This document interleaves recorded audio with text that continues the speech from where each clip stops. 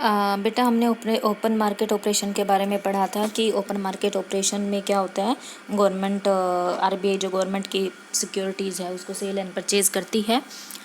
उसके बाद जो हम इस डिस्कस करेंगे two type of open market operations.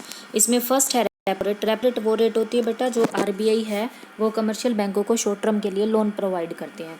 तो आरबीआई का ये टारगेट है कि अगर इन्फ्लेशन का टाइम पीरियड है तो पैसा कैश इन हैंड पब्लिक के हाथ में कम रहे, ज़्यादा से ज़्यादा पैसा बैंक अपने पास ही रखे, जिसकी वजह से पब्लिक है वो बढ़ी हुई प्राइसेस पे डिमांड को ना बढ़ा पाए और बढ़ी हुई प्राइसेस है वो कंट्रोल हो जाए।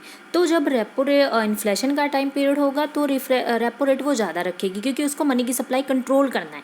लेकिन अगर डिफ्लेशन का टाइम पीरियड है, डिफ्लेशन का टाइम पीरियड मंदी, जब डिमांड बिल्कुल भी ना हो रही हो, लोगों के पास खाने पीने के पैसे ही ना हो, तो सरकार ज़्यादा से ज़्यादा पैसा कमर्शियल बैंकों को देगी ताकि वो लोन प्रोवाइड करे पब्लिक को।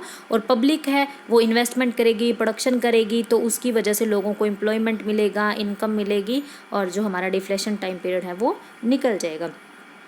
उसके बाद आता है बेटा reverse repo rate. The rate at which the RBI central bank accept deposit from the commercial bank through government securities is called reverse repo rate. It is also called reverse purchase repurchase rate in the case a reserve purchase agreement is signed by the both parties setting that the securities will be purchased on a given date at pre determined prices. जो पहले से decide prices थी उसके ऊपर वो policies को, securities को cell and purchase करेंगे। तो रिवर्स रेपो रेट में बेटा कभी आरबीआई को भी पैसे की ज़रूरत पड़ जाती है तो कमर्शियल बैंकों से पैसा लेता है सेल परचेज करके सिक्योरिटीज़ को। तो अगर इन्फ्लेशन का टाइम है आरबीआई अपनी सिक्योरिटीज़ को ज़्यादा से ज़्यादा सेल करेगी ताकि कमर्शियल बैंकों के पास सिक्योरिटीज़ रहे और आरबीआई के पास पैसा रहे। जितना कम कमर्शियल बैंकों के पास पैसा होगा उतना ही वो लोगों को लोन कम देगा, जिसकी वजह से पब्लिक है वो डिमांड कम कर पाएगी। अगर डिफ्लेशन का टाइम पीरियड है आरबीआई सारी सिक्योरिटीज़ कमर्शियल बैंकों से खरीद लेगी, जिसकी वजह से कमर्शियल बैंक के पास अलॉट ऑफ अमाउंट में कैश होगा, वो उतना ही ज़्यादा से ज़्यादा लोन पब्लिक को प्रोवाइड कर पाएगी लेस इंटरेस्ट रेट पे। पब्लिक आगे इन्वेस्टमेंट करेगी, अदर इकोनॉमिक एक्टिविटीज़ में लगाएगी, जिसकी वजह से लोगों को इनकम जनरेट होगी और वो डिमांड बढ़ा पाएंगे। हमारी इकोनॉमी है वो डिफ्लेशन के टाइम पीरियड से मूव ऑन कर जाएगी। Cash reserve ratio CRR it refer to the minimum percentage of a bank total deposit required to be kept with the RBI. It is fixed by the RBI and it varied from time to time to regulate the supply of money in the economy. When the supply of money is to be increased, CRR is lowered, and when the supply of money is to be reduced, CRR is raised. CRR वो पैसा होता है बेटा जो minimum amount में हर एक commercial bank को RBI के पास रखना ही रखना पड़ता है। अगर आरबीआई को मनी की सप्लाई इंक्रीज़ करनी है, मार्केट में बढ़ानी है, तो उस कम अमाउंट में CRR रखेंगे ताकि ज़्यादा पैसा कमर्शियल बैंकों के पास हो, वो लोगों को लोन दे सकें, लोग फिर डिमांड बढ़ा सकें। लेकिन अगर इन्फ्लेशन के टाइम पीरियड है और आरबीआई को कंट्रोल करना है मनी की सप्लाई इकोनॉमी में, वो चाहेगी ज़्यादा से ज़्यादा पैसा मेरे पास हो, यानी कि आरबीआई के पास हो, तो वो क्या करेगा, CRR का रेट है वो बढ़ा देगा। सिचुएटरी लिक्विड रेशो वो रेशो होता है बेटा जो हर एक कमर्शियल बैंकों के पास फिक्स एसेट्स या फिक्स परसेंटेज के रूप में लिक्विड के रूप में अपने पास रखना होता है। इसमें कैश, गोल्ड भी हो सकता है और अप्रूव्ड सिक्योरिटीज़ भी हो सकता है। ये सब कुछ पैसा है, वो पैसा है जो कमर्शियल बैंक अपने पास रखते हैं। तो आरबीआई अगर इन्फ्लेशन का टाइम पीरियड है वो SLR को बहुत ज़्यादा अमाउंट में बढ़ा देगी। अगर वो पहले 10,000 रख रहे थे तो अभी वो 50,000 रखेंगे, 50,000 रखे थे तो अब वो 1 लाख रखेंगे, यानी कि मैक्सिमम अमाउंट में पैसा अपने ही पास रख लेंगे, वो गोल्ड के रूप में हो या सिक्योरिटीज़ के रूप में हो, जैसे भी हो पैसा ज़्यादा कमर्शियल बैंकों के पास रहेगा, कैश कम होगा उसके पास, तो वो लोगों को पैसा कम दे पाएगा, जिसकी वजह से लोग हैं वो डिमांड कम कर पाएंगे। लेकिन अगर उसको डिफ्लेशन दूर करना है, मंदी भगाना है, तो वो इन चीज़ों को SLR का रेशो है वो कम रखेगा, जिसकी वजह से पब्लिक के पास पैसा ज़्यादा होगा, पब्लिक के पास पैसा ज़्यादा होगा, पब्लिक उतना ही डिमांड बढ़ाएगी। पब्लिक 2 ही काम करती है बेटा, या मैक्सिमम 3 काम करती है, या तो वो पैसा एक्सपेंड करती है, खर्च करती है, थोड़ा सा अमाउंट में वो बचा के रखती है कि कोई बीमारी आ जाती है या इन फ्यूचर उसको कुछ चीज़ों की ज़रूरत पड़ती है, या वो इन्वेस्ट कर देती है। अगर वो इन्वेस्ट करती है तो भी डिमांड बढ़ती है, या अगर वो एक्सपेंड करती है तो भी डिमांड बढ़ती है। उसके बाद आते हैं बेटा quantitative instrument of the credit control. Quantitative वो थे जिसको आप मेजर कर सकते थे, काउंट कर सकते थे। क्वालिटी में आप बेटा किसी की क्वालिटी डिफाइन कर सकते हैं, एक्सप्लेन कर सकते हैं, उसको रैंक दे सकते हैं, लेकिन उसको हम माप नहीं सकते। तो इसमें मार्जिन रिक्वायरमेंट है। मार्जिन रिक्वायरमेंट का मतलब है the margin requirement refer to the difference between the current value of the securities offered by the loan and the value of loan guaranteed. यानी कि अब मुझे मैंने बैंक से लोन लेना है बेटा, बैंक मुझे ऐसे ही लोन थोड़ी देगा। मेरा व्यवहार बैंक के साथ अच्छा हो रहा होगा, या मैंने टाइम टू टाइम बैंक में पैसे डिपॉजिट करवाए होंगे। बैंक मेरे से कोई पैसा मांगता है तो मैं ये कहूँगी ना, अपना कुछ सिक्योरिटी रख के जा भाई, कल को तू पैसा लेके भाग गया तो मैं क्या करूँगी। तो इसी तरीके से बैंक भी यही करता है कि अपनी कुछ सिक्योरिटीज़ वो वहाँ पे रख लेता है मार्जिन रिक्वायरमेंट के रूप में। अगर 1 करोड़ का लोन देगा तो वो 20 लाख रुपए रखेगा। अगर इन्फ्लेशन का टाइम है तो 1 करोड़ रुपए देने में वो 20 लाख नहीं बल्कि 50 लाख सिक्योरिटी रख लेगा, सिर्फ 50 लाख ही देगा। तो अब उसकी डिमांड पहले जितना नहीं बढ़ पाएगी कमर्शियल बैंकों की। अगर डिफ्लेशन का टाइम है तो वो 1 करोड़ की 5 लाख ही मार्जिन रखेगा, 95 लाख उसको दे देगा, तो वो ज़्यादा से ज़्यादा डिमांड कर पाएगा। तो जब इन्फ्लेशन का टाइम है मार्जिन रिक्वायरमेंट ज़्यादा से ज़्यादा बैंक रखवाएगा अपने पास। अगर डिफ्लेशन का टाइम है तो मार्जिन रिक्वायरमेंट वो कम रखेगा। ये देखो, the margin requirement is raised when the supply of money need to be reduce. Margin requirement बहुत ज़्यादा अमाउंट में बढ़ा के अपने पास रखेगा बैंक जब उसको नीड है कि मनी की सप्लाई कम करनी है, रिड्यूस करनी है। लेकिन the marginal requirement is lowered when the supply of money is increase. जब उसको मनी की सप्लाई इंक्रीज करनी है तो मार्जिनल रिक्वायरमेंट को कम कर देगा।